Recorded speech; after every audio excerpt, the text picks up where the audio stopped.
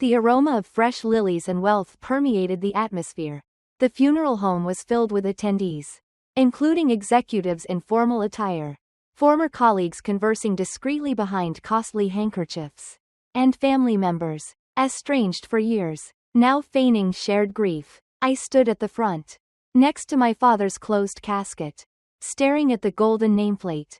Jonathan Whitmore, esteemed father, innovative entrepreneur, and self-made magnate. The murmurs surrounding me did not pertain to sorrow. Their focus was financial in nature. Who is the designated heir to the Whitmore empire? Various theories were proposed by individuals. My father established his company from the ground up, transforming it into a $80 million enterprise. As his only daughter and most devoted child, I expected to uphold his legacy. I was employed under his supervision for 6 years, acquiring comprehensive knowledge of the business. I possessed the qualifications, the experience, and, most importantly, his confidence. Upon making eye contact with my brother from across the room, I experienced a chilling sensation in my chest. Daniel exhibited an excessive level of calmness, smugness, and preparedness. I should have recognized it at that time. Grief obscures perception. It was not until later that day, upon my arrival at my father's headquarters for a meeting with the board, that I became aware of the events occurring without my knowledge. I entered the CEO's office, anticipating that my father's desk would remain undisturbed. The old leather chair remains unoccupied, awaiting its next rightful owner. Rather, I discovered Daniel, reclining in the chair, with feet resting on the desk. I sip whiskey from our father's preferred crystal glass. Less than 12 hours after my father's burial, my brother had already settled in. I halted in the doorway. What is the inquiry? What is your current activity? Daniel displayed a smirk while swirling the whiskey. Achieving comfort. I tightened my jaw. This isn't your office. He found that amusing. He laughed heartily before placing the glass down and retrieving a folder from the desk. He extracted a solitary sheet of paper and presented it to me. I experienced hesitation prior to picking it up. The phrase, "Last Will and Testament," was prominently displayed in bold at the top. And upon reaching the section labeled Inheritance and Succession, I experienced a chilling sensation. All aspects, the corporation, the property, the financial accounts, everything had been bequeathed to Daniel. I experienced difficulty in swallowing. This constitutes an error. Daniel displayed a predatory smile. Negative. Melissa, that is incorrect. I revisited the text, examining the words once more, seeking any potential inconsistencies or errors. However, it was my father's signature located at the bottom. His statements, his preferences. Daniel inclined his body forward, lowering his voice to a mocking whisper. I possess all assets at present. He inclined his head, pretending to express sympathy. Are you present? You possess nothing. I ought to have expressed my emotions through tears. One ought to have expressed a loud vocalization. It should have disintegrated. Instead, I began to laugh, as I had already taken my action a week prior. Daniel's expression shifted as my laughter resonated throughout the office. He anticipated my failure. He anticipated that I would plead, react with anger, or succumb to the burden of betrayal. I wiped a tear from my eye, one of amusement rather than sorrow, and took a seat across from him, crossing my legs as if we were merely discussing business. Daniel exhibited a frown. What is the source of amusement? I leaned forward, placing my elbows on the desk. The desk belonging to our father. Or at least, the one Daniel believed to be his at this time. I responded with a gentle smile, stating, "Nothing. It appears you believe you have achieved victory. Do you not?" He expressed disdain. "Melissa, there's nothing to think about. It is clearly stated in written form." He touched the will with his finger. "My father bequeathed all his possessions to me. You are no longer present." I examined the document, flipping through the pages while appearing to contemplate his statements. I subsequently placed it down with care. "It appears you are not aware of the recent developments." Daniel's confident demeanor faltered marginally. I allowed the silence to extend between us. I desired him to perspire. "Is there any news?" he ultimately inquired. I inclined my head. "Has the board not contacted you yet?" He adjusted his posture, a look of suspicion emerging in his eyes. What is the subject of your discussion? I exhibited a smile. It was now my opportunity to manipulate him. While you were occupied with your plans and settling into Dad's chair, I was ensuring that his genuine wishes were respected. I paused briefly before retrieving my phone. I accessed an email with a few swipes and directed the screen towards him. A formal correspondence from the legal team of Whitmore Enterprises. Daniel took the phone from my hand. Examining the email closely, his smirk disappeared. He muttered that this was impossible. It is indeed feasible. I reclined, appreciating the expression of confusion and anger contorting his features. The email outlined a company bylaw that Daniel had evidently neglected. Indeed, the company was bequeathed to him by our father. The board ultimately determined who was permitted to manage it. Although Daniel may have received the title, he did not automatically gain control. The board was required to approve the successor.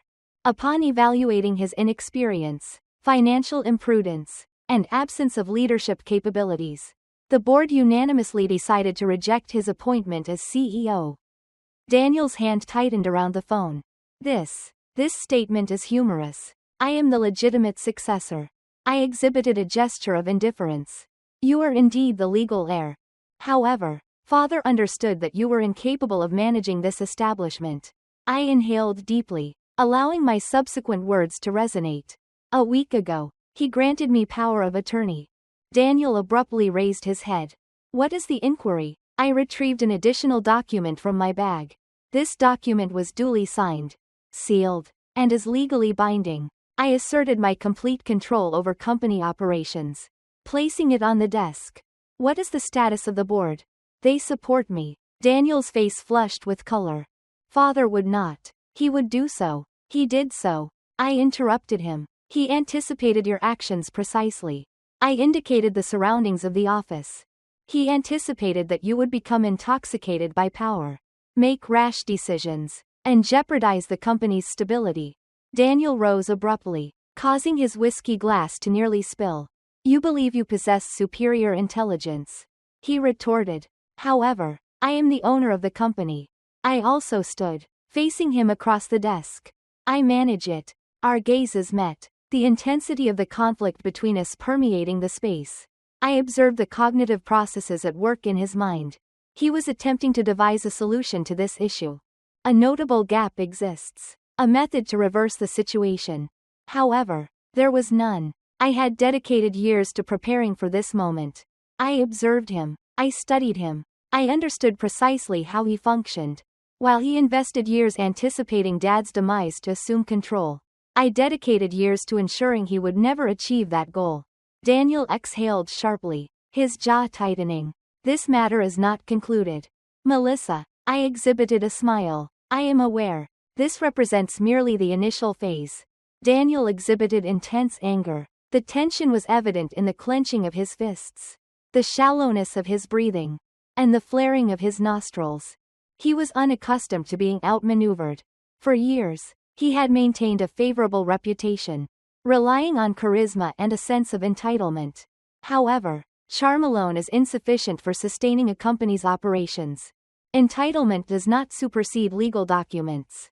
I observed his struggle to comprehend the situation, as the company he believed he owned was eluding his grasp. You still do not comprehend the situation, do you? I resumed my seat in the chair opposite him, maintaining a composed demeanor as he expressed his frustration. Although your father may have bequeathed you the company, he did not confer upon you the authority. That portion is merited. Daniel, his expression became somber. This is my organization. I inclined my head. What is the purpose of the board meeting scheduled with me tomorrow? Is it not you? His mouth opened and then closed abruptly. It was present. The moment he recognized the severity of his situation. The board lacked respect for him. The employees exhibited a lack of respect towards him. Without them, he was merely an individual possessing a title and an empire he lacked the knowledge to manage. He revisited the will, perusing it as if he had overlooked a hidden clause that could reverse all that I had just conveyed to him. I permitted him to conduct a search. Allow him to scramble. It was inconsequential. I was ready for this moment. He was not. Ultimately, he forcefully placed the paper on the surface. My father consistently expressed a desire for me to assume control. It is likely that you influenced him to execute that power of attorney. I found it amusing. Did she manipulate him? Father was fully aware of his actions. I leaned forward and established eye contact with him. Do you genuinely believe he entrusted you with a $80 million company while you struggled to manage your personal credit card debt? His face flushed. I exhibited a smirk. Indeed, I was aware. While Daniel engaged in partying, spending recklessly, and making unwise investments, I observed his actions. Documentation. Preparation is underway. Let us discuss numerical data. Shall we? I stated, my tone excessively saccharine. The residence located in the Hamptons? Excessively leveraged. The sports automobiles? All properties are leased. What about the business investments? I negated with a head movement. These resemble luxury vacations presented as networking events. Daniel's jaw tightened, however. I had not yet finished. The board prioritizes outcomes.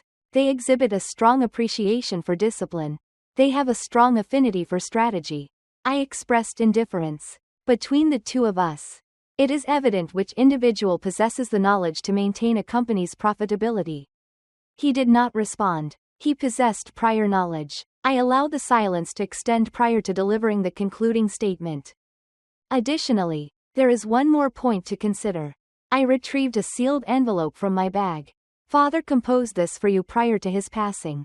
Daniel paused briefly before taking it from my hand. His fingers exhibited a slight tremor as he opened the envelope, revealing the letter within. I was already aware of its content. I read my own version just last week. Daniel, if you are reading this, it indicates my absence. If my understanding of you is accurate, you are likely experiencing significant anger at this moment. It is important to clarify.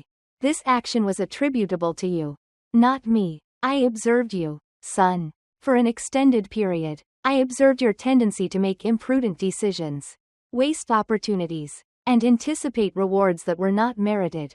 I anticipated that you would demonstrate my assumptions to be incorrect, that you would demonstrate your capacity for responsibility. However, you did not. I executed the necessary actions. The organization I established surpasses yours in scale, greater than my own capacity. A leader is required, rather than an entitled individual with a renowned surname. Melissa exemplifies leadership. Opportunities were afforded to you. Daniel, you squandered them. You will need to acquire knowledge through challenging experiences. Father, the room exhibited silence. Daniel's hands clutched the letter with such intensity that it appeared he might tear it in two. His respiration was irregular. His jaw was so tightly clenched that the grinding of his teeth was nearly audible. I rose, adjusting my blazer. It appears that my father was fully aware of his intentions. I remarked, as I moved toward the door. Appreciate the whiskey. Daniel, this is the final item in this office that you possess. I departed without glancing back. I had already achieved victory. However, I had not yet completed my task. Far from it, I was aware that Daniel remained seated, visibly agitated, in my father's chair, a monarch devoid of a realm. However, I had not yet completed my task. The following morning, I arrived at Whitmore Enterprises 1 hour prior to the scheduled board meeting. I passed employees who had served under my father for decades, individuals aware of my commitment, who had observed my diligence while Daniel engaged in leisure activities. Nevertheless, tension persisted in the atmosphere. The company was in a state of uncertainty. My father's will designated Daniel as the sole inheritor, however. My power of attorney granted me temporary control over operations. The board was required to reach a decision. They would either formally appoint me as CEO or allow Daniel to take charge, resulting in the company's decline. I entered the executive conference room where the board members were seated. Men in tailored suits who had likely amassed their fortunes alongside my father. A subset exhibited loyalty towards me. Additional options? The outcome was awaited to determine the victor. Daniel arrived 5 minutes after the scheduled time. His eyes exhibited signs of bloodshot appearance, possibly due to insufficient sleep or excessive alcohol consumption. I refrained from smiling as he occupied the seat opposite me. This was a conflict. Mr. Langston, the chairman, folded his hands. Let us proceed directly to the matter at hand. There are two potential successors, and it is necessary to assess who is most qualified to lead this company. Daniel adjusted his posture and straightened his tie. It is evident that the will provides clear instructions. My father intended for me to manage Whitmore Enterprises. That constituted his ultimate decision. Langston directed his attention towards me. Melissa. I made eye contact with Daniel and then pushed a stack of documents across the table. I would like to submit evidence for the board's consideration prior to their decision-making process.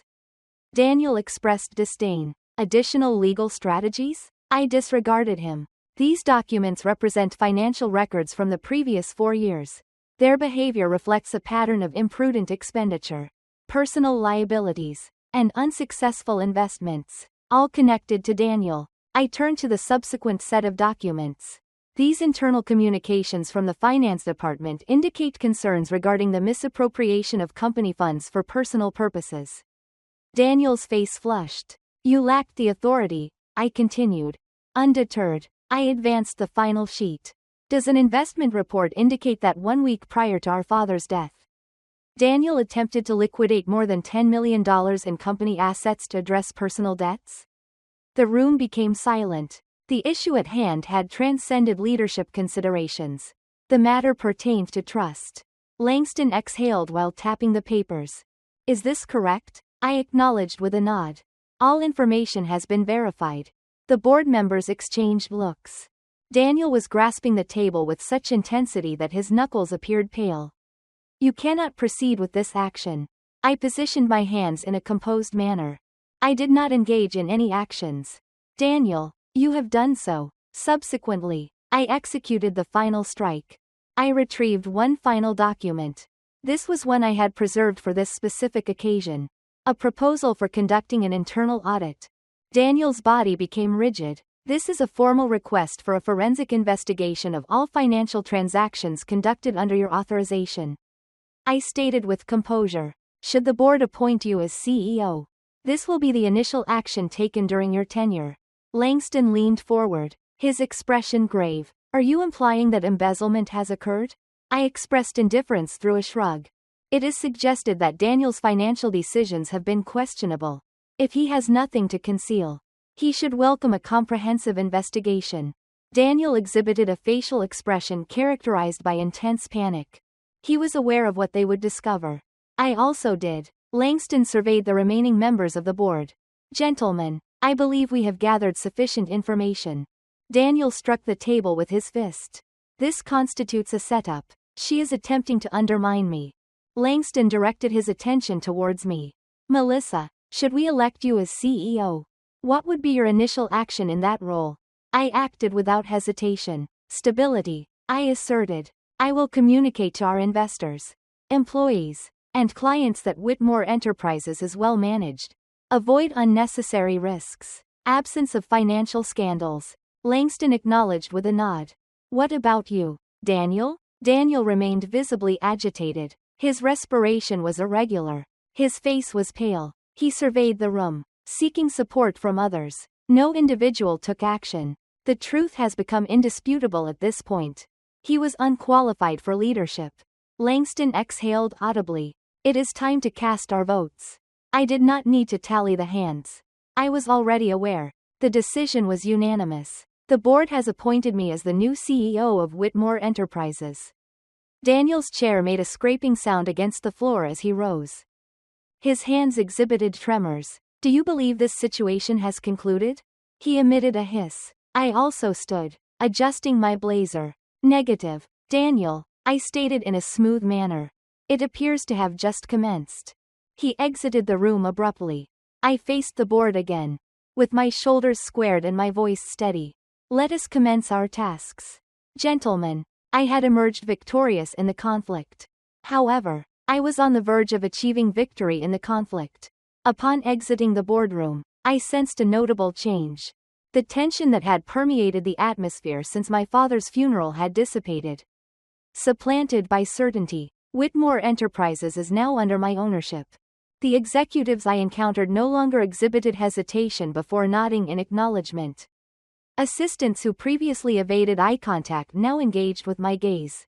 Demonstrating increased respect, a leader was selected. It was not Daniel. Regarding my brother, he was absent. I was not surprised. The loss of the CEO title constituted merely the initial challenge he faced. The issue of his financial misconduct remained unresolved. Upon entering my new office, previously occupied by my father, I experienced a complex array of emotions. I spent years on the opposite side of this desk, acquiring knowledge from him. I occupied the seat he had always intended for me. However, my victory was not yet fully realized.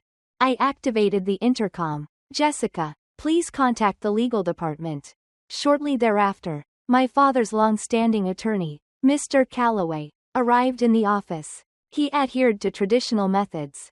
A man in a pinstripe suit with silver hair, who assisted my father in constructing his empire from its inception.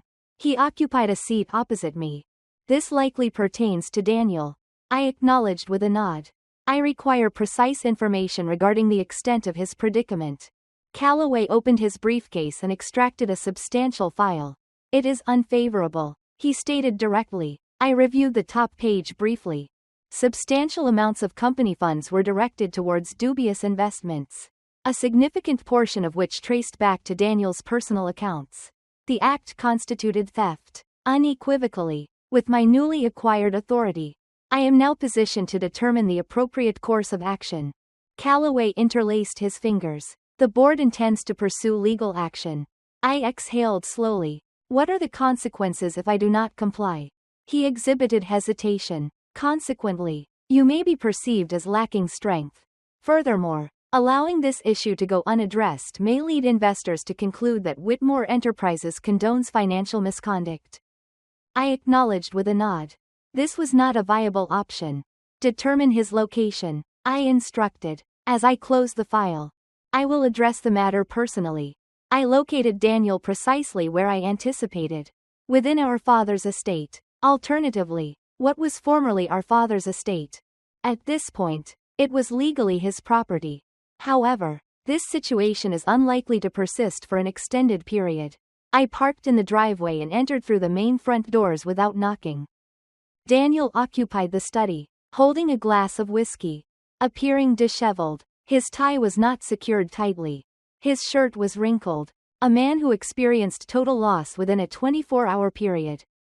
He appeared unfazed by my presence. "Are you here to boast?" he murmured while rotating his beverage. I negated with a head movement. "I am here to discuss your options." His sardonic laughter reverberated throughout the room. "What are the available options? What alternatives are available? You have taken everything." "Melissa." I approached the large oak desk. The desk belonging to our father. The position he had never permitted Daniel to occupy. I positioned the file in front of him. "This constitutes the evidence presented against you." Daniel's hand became motionless in the air. I proceeded, maintaining an even tone. "Should the board proceed with charges, the allegations may include embezzlement, fraud, and financial mismanagement. This constitutes a prison sentence." Daniel, his complexion diminished. He seized the file and perused the pages, a look of panic emerging on his face. He muttered that this was exaggerated. I folded my arms. "Negative, Daniel. This constitutes reality. Currently, there exists a singular option for exit." His gaze shifted upward toward me. I allowed the silence to extend. He should confront the consequences of his own errors. Ultimately, I articulated my thoughts. He recoiled at the prospect of signing over his shares. "What is the inquiry?" I reiterated my statement. Advancing closer. "You retain legal ownership of the company, yet lack control over its operations. This indicates the presence of one remaining valuable asset. Your inventory. You will sell it to me." His lips separated, yet no words emerged. "If you comply, I will ensure that the board refrains from pursuing legal action." I inclined my head. "You will receive a financial compensation rather than facing incarceration." Daniel clenched his teeth. "What are the consequences if I do not comply?" I leaned over the desk, scrutinizing him intently. I then allowed the legal system to address the matter. "Rest assured, Daniel, they will not exhibit the same level of kindness as I do." The silence that existed between us was substantial. For the first time in his life, Daniel lacked leverage, no parental support to assist him, insufficient funds to secure his release.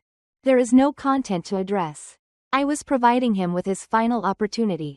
His laryngeal prominence moved visibly as he swallowed with difficulty. His hands exhibited a slight tremor as he extended them toward the pen on the desk. Subsequently, he affixed his signature without further discussion.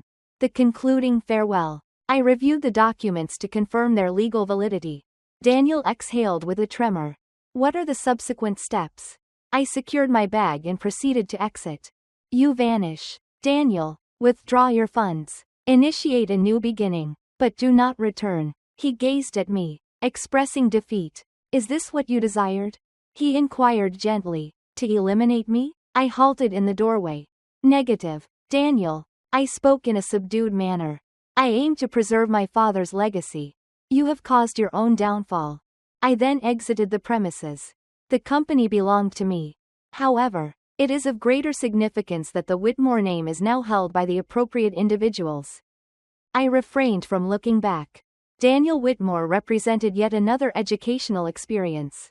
I was responsible for managing an empire. 1 week after Daniel relinquished his shares, I found myself at the Whitmore Enterprises headquarters, observing the skyline that my father had significantly influenced. The situation had concluded. The conflict. The act of betrayal. The years spent observing Daniel's tendency to take everything for granted. Under the impression of his own invulnerability. He was no longer present. Vanished with his compensation. Deprived of authority, legacy, and prospects within the organization. What about me? I possessed all that was necessary. The board officially appointed me as CEO. I now fully owned the company after acquiring Daniel's shares. For the first time in years, Whitmore Enterprises was effectively under competent management. My initial priority? Rectifying the harm caused by Daniel. In my office, I convened with my executive team to review each department adversely affected by my brother's imprudent financial choices.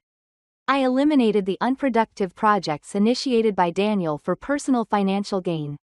I restructured underperforming divisions by appointing new leadership selected based on merit rather than inheritance. I contacted our primary investors to assure them of the strengthened position of Whitmore Enterprises. Consequently, confidence in the company was restored. The stock price, having declined following my father's death and the uncertainty surrounding the CEO transition, has since stabilized. Whitmore Enterprises ceased to be a familial legacy. It constituted a legacy, a conceptualization. I was the one advancing it. An apparition from history. Approximately 1 month later, I received a call from an unidentified number. I nearly overlooked it. However, an instinct compelled me to respond. Melissa. A weary, recognizable voice emerged. Daniel. I reclined in my chair, applying pressure to my temple with my fingers. What is your request? A prolonged pause occurred. Upon finally speaking, his voice exhibited a hollow quality. I have lost all my possessions. I emitted a laugh devoid of humor. Negative. Daniel. All assets were liquidated. A further silence. I considered. He exhibited hesitation. I believed that having companionship would resolve all issues. It would demonstrate my value. I briefly closed my eyes. Father never placed importance on titles. Daniel. He demonstrated concern for the individuals who constructed them. I understand that now. He spoke quietly. However, did he? Was this merely another instance of regret prior to his subsequent self-destruction? I do not anticipate your forgiveness. Daniel spoke in a subdued manner. I exhaled gradually. Acceptable. He emitted a faint laugh. It is ironic. I previously perceived you as unapproachable. Your preoccupation with diligent work and securing your position was excessive. I assumed that my father would transfer ownership of the company to me solely based on our familial relationship. I shook my head while observing the skyline. Daniel had not comprehended. I did not desire for my father to transfer ownership of the company to me. I expressed my desire to be deserving of it. Yet another silence. He subsequently exhaled audibly. Farewell, Melissa. He disappeared abruptly. I gazed at my phone for an extended period before placing it down. 1 week later, I addressed the entire company for the first time in my capacity as CEO. Whitmore Enterprises was founded on diligence, dedication, and a vision that extended beyond an individual. My voice exhibited steadiness and confidence. Today, I make this commitment to you. We will uphold that vision. We will not allow greed, entitlement, or misapplied power to shape our future. I surveyed the crowd. My father established this company from its inception. However, it is no longer solely his legacy. It belongs to us. The room resonated with applause. At that moment, I became aware I had not merely triumphed over my brother in the conflict. I have fulfilled my father's aspiration. Whitmore Enterprises will not serve as a recreational space for a privileged heir.